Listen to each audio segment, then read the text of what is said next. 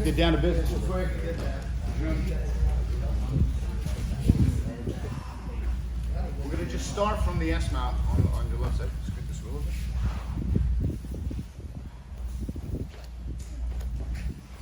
Sorry. Why not? Because look, when you're here, you could also feed that lapel right there. Okay. So sometimes it doesn't have to be this collar. It could be this lapel. I can feed it over his arm, drive it, and have the arm trapped right here. Okay. But let's just say I have figure 4 seatbelt, and I stepped over and I got to the S mount. Okay. What is the S mount? It's me controlling him. My left knee is under his head like a pillow, and my right foot is not bearing weight. Because far too often I see this, and you can see he started breathing a lot more easy. This also enables him to turn more easily to his back, because I'm not really applying any pressure to him. I need to apply maximum pressure and take the weight off his foot, and I need to sit on him. I do not want this foot flat, because I don't have any pushing ability with it. I need to have my toes dug in so I can engage my hip. So if he wants to roll flat, I can begin to engage my hip, and I don't compromise myself. Never have this foot like this, because this is a very easy way to tear a knee. You see the angle of a knee, and I tore a knee this way really bad. So I want this out to be like a kickstand, okay? And even better, your body's facing out. And you notice the foot is sideways into the armpit. So as we're here, same chokes are available. Okay, you have the 1B. All right. So we're here, seatbelt. You see my hand here, collar, and I shove it right here. I pull it. This I'm not cranking him with the forearm here to try to pull. I need to just block hip and engage my hip. Professor, Yo. is there a trick or a strategy against a strong person keeping their elbow down? Yes. Good question. So, Jun is one of those strong people. He's going to keep his elbows down, like pinch, so that you're not trying to roll flat, but you're not trying to let this arm go through. Because let's say I got this collar here, and he's not letting this arm go through. This is where this comes out. Give up the 1B though. Yeah, go to the 1D. Yeah. Bow and arrow. You have 1A, 1B, 1C, 1D. The 1A is over the head, but he can easily remove that. So I teach you the 1A so you understand the 1B is better. Okay? So 1B, if his elbows are pinched, right here, and I can't get it, I'm gonna pull it out, hook that leg, scoot away. And then I'm gonna again tilt. Sometimes you grab it too deep and it'll choke. Not at the very end, in the beginning. You want it to kind of choke at the end. So you want to be a little bit more loose than tight. Otherwise the choke will come on before you actually get to the sweet spot. So loosen it. From here, first thing I want to do is secure the shoulder. I don't care if his arms are over or under.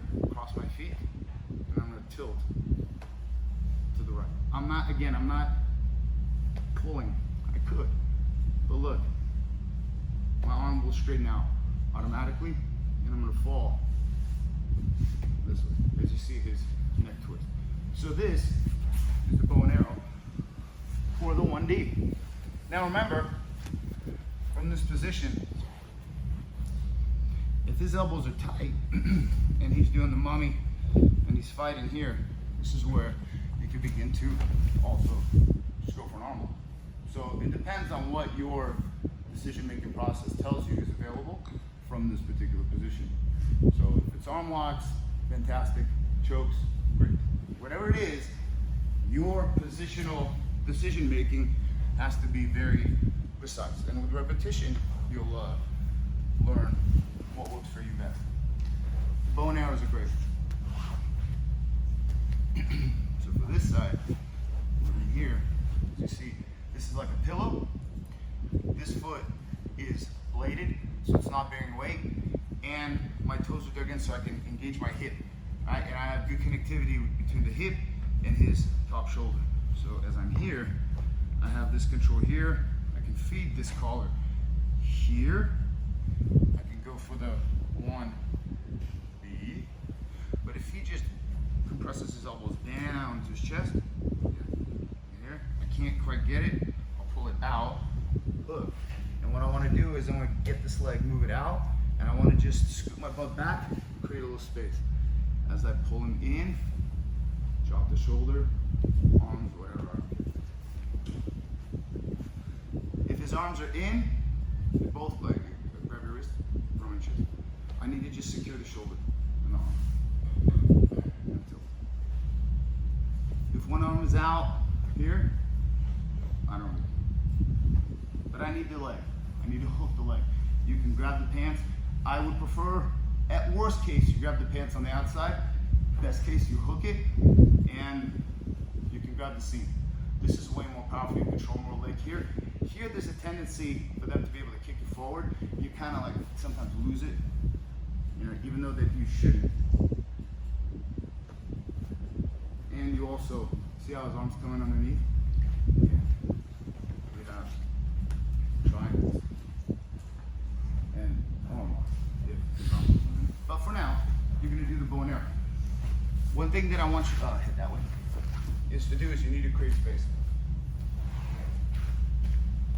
So, and you see how my foot is engaged in the knee. I don't want this here.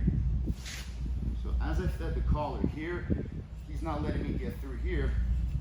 I hook, the foot comes out, and I want to scoop my butt back. I don't want to fall and pull him up on me. I do not want to do this because he's going to turn into me, and I will lose the position because I need to control his far shoulder. So I need to scoop my butt away, create space, and just sit it down on the mat. Hook here, and so now as I pull him in, chop, chop, feet crossed, knees open. It's a tilt to the right. Make sense? Okay. And then if you miss it all, you have triangles here, and but do the bow and arrow, and then I'll show you something even more special. Hey, what do you think? This is the 1D.